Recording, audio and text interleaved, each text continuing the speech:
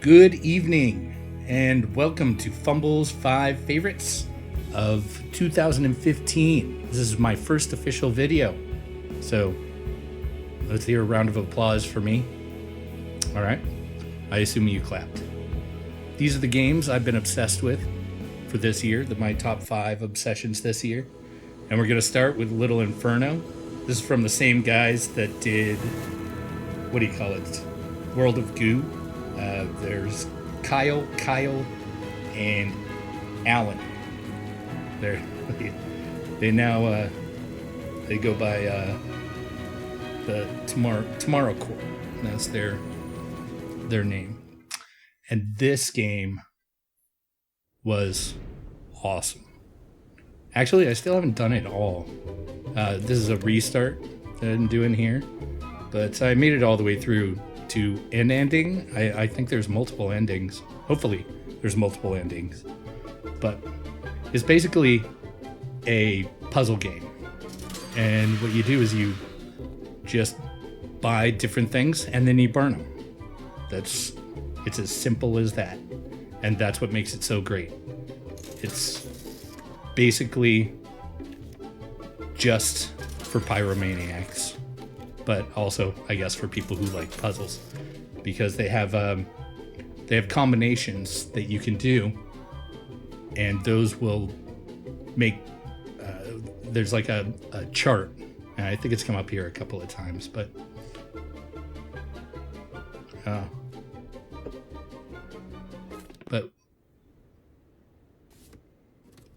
wait. Oh, sorry. Let me introduce Handycam to you. That's down on the lower right, at least in this video. It's in the lower right. And that's my girlfriend's hand. She's, I guess, putting out my medications for me to take. Sorry about that. But Handycam is for, and that's with the K, by the way, is for people to see how my hands actually work, or in most cases don't work. And that's sort of the point of this, is to make sure that I can do as much stuff for people as possible. And by showing them my hands, I'm showing them where I put my hands on the keys, how my hand works on the mouse. Okay, this is the best part. One of the best parts of the game. So I'm going to shut up and let you watch this amazing, amazing commercial. But you will see me start to do a little dance over in Handycam. Entertainment fireplace. It's lit on Inferno. It's lit on Inferno just for me. I've got the fireplace that burns at 100 billion degrees. It's lit on Inferno just for me. I've got these old toys. And I've got this box of memories. We'll shove them in the fire and breathe in the flaming potpourri. It's lit on Inferno just for me. When I thought playing with fire was dangerous. Well, you're right. I did. But up I out have no of your idea chimney, why I decided way to up in the do that in the sky, corner. It's been snowing for years, and More we about this just game don't is that know why. when I first played it, Our I world couldn't is stop. getting colder. I got the same feeling that I got when I But played there's no Grand need Theft for Auto alarm. 3 the first time. Just sit Like, by I your didn't fire, care about what I was burn doing. all of I didn't care your about what toys, the and point of the stay game warm. was. In GTA, I just went around shooting everyone and getting arrested for about, I think, 10 hours straight. All I did was get arrested and laugh the entire time. But for this game, I think I burned stuff for 2 hours just without caring what was going on. All right, so now we come to number 4, which is Sanctum II, and the only co-op game I played all year. Well, we'll talk more later about another game, but this game is one of those, those combo games where they take two genres and mash them together. And of course it's a sequel, but this, in my opinion, in my humble opinion, is far better than the original. So it's a tower defense game. Build your towers. There's always spots. You can see over in the upper left there is a mini map showing you where your enemies are going to come from.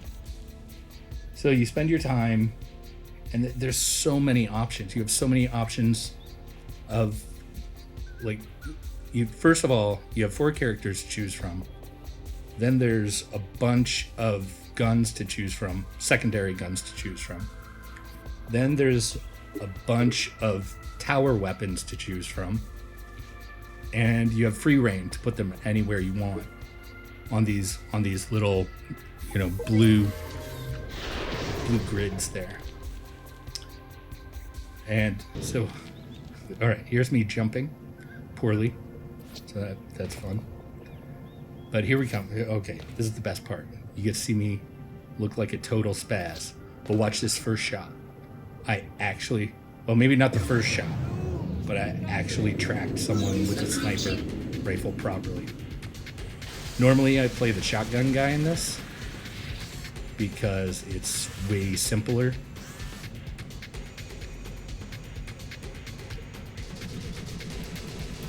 Because first-person shooters are hard for me because I shake so much. But, did you see me nail that guy? Isn't that awesome? Anyway, this game is made by Coffee Stain Studios, and I actually don't know what else they did.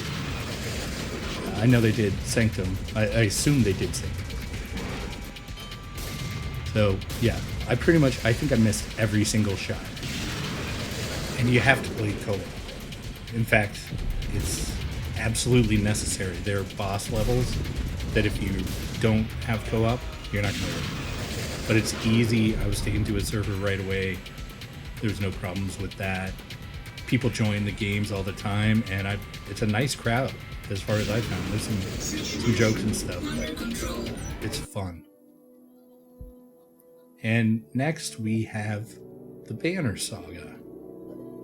Now, the Banner Saga is sort of a choose your own adventure game, but it's still linear. I mean, you can't go way off the deep end with it or anything.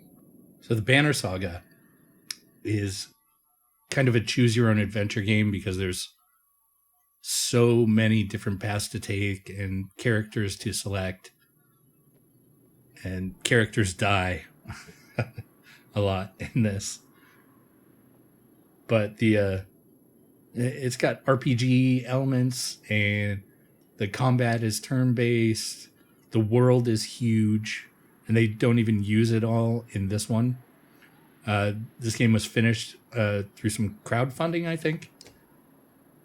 But, that there's so much potential here and so much content already in here that it was well worth the time I spent playing this game, which was basically a week out of my life. I went through it about four and a half times, and I liked it every time because I was making new choices. The replayability is amazing. And here, I showed you the map. Here's the hero selection screen. And at times you'll have so many heroes to choose from. But you have, here you can upgrade your stats and choose items to take along with you, which will also change your stats. And then we go into the battle screen, which is turn-based, and I gotta tell you, turn-based combat is my favorite thing. From the original XCOM back in 92? 91, 92? I've loved turn-based games. And I like this one a lot because it's character by character instead of your team goes and then their team goes. So you can see down on the bottom, You know, your guy moves, their guy moves, your guy moves, etc., etc. And I won't make it too much into the combat here, but it's good. Yeah, I mean, I'm not gonna say it's phenomenal, but you have a special move. Each character has a special move, and each bad guy is hard enough and different enough that it makes it interesting. And I don't know what else to say. Oh, good. I don't have to say anything else. So, number 2, Transistor. I love this game. I love this game for so many reasons. Like, I don't know. Okay. So, first of all, this is from Supergiant Games. I had no idea where they came from, what they do, other than this. But I'm starting here on my select screen. So you have all of these powers to choose from. Each power has 3 different uses, and different combinations of all of them do different things. And again, it's basically a turn-based. Yeah, there's bass. There's all kinds of bass and some carp. Maybe some bluefin. I don't know. Anyway, so it's basically turn-based combat, but you have a limited time in the turn-based screen, and you end up running around a lot of the time, avoiding enemies, hoping desperately that you will get enough in your power bar to be able to go to that turn-based screen.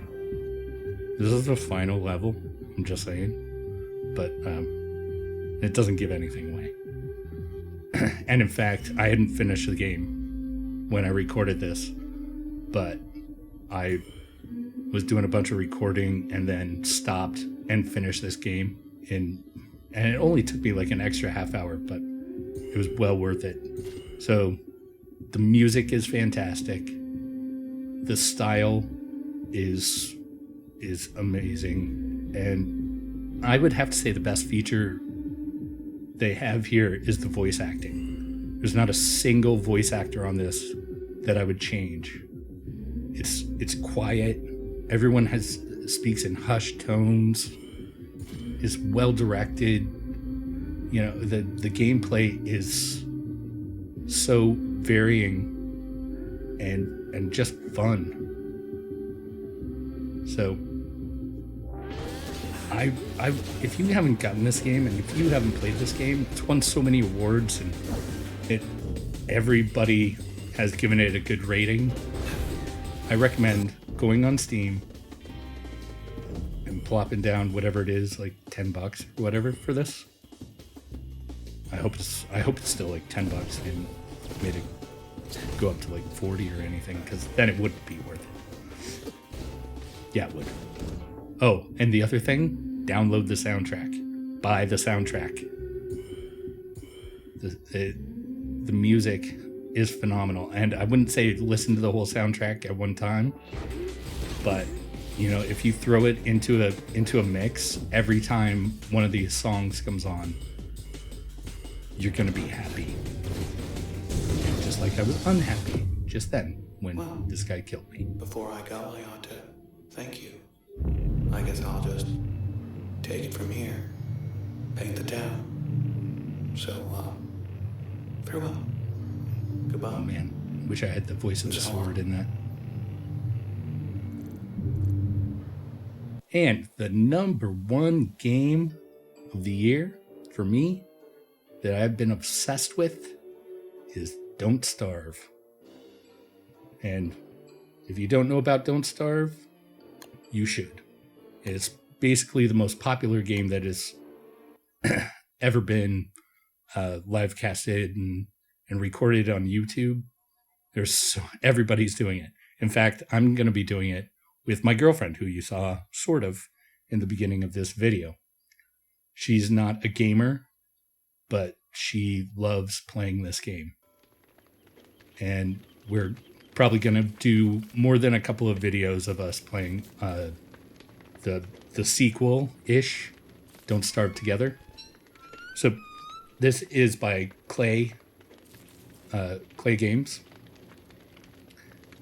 And you might know them if you ever played the Shank games, Shank 1 or Shank 2. They also have the game that came after this or during this, Invisible Ink, which is a turn-based game. And it's in my library. I just haven't gotten to it yet. All right, I think I'm confused here because I haven't played in a bit. I've been playing some other games. So not only have I forgotten what my world looks like, I've forgotten what all my hotkeys are. Because one of the biggest things about not having feeling in my fingers and playing video games is being able to change the hotkeys so they are the biggest buttons.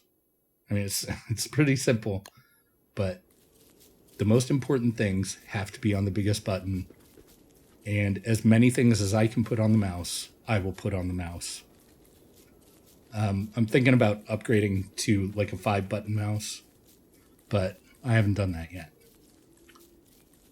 And so, yeah, I'm going to have videos on, on all that stuff, on how to set your computer to make it worthwhile to play PC games. So you have mouse settings and keyboard settings that will help, and any hotkey settings that you can change on any game are going to be useful. What kind of mouse pad to use, what other technology is out there that can help. I've been gaming like this for a while, but I get a lot of emails and a lot of my friends tell me about stuff like there's new big buttons, which is like a duplex version of buttons for you Lego fans out there. So it's just bigger buttons to mash down on.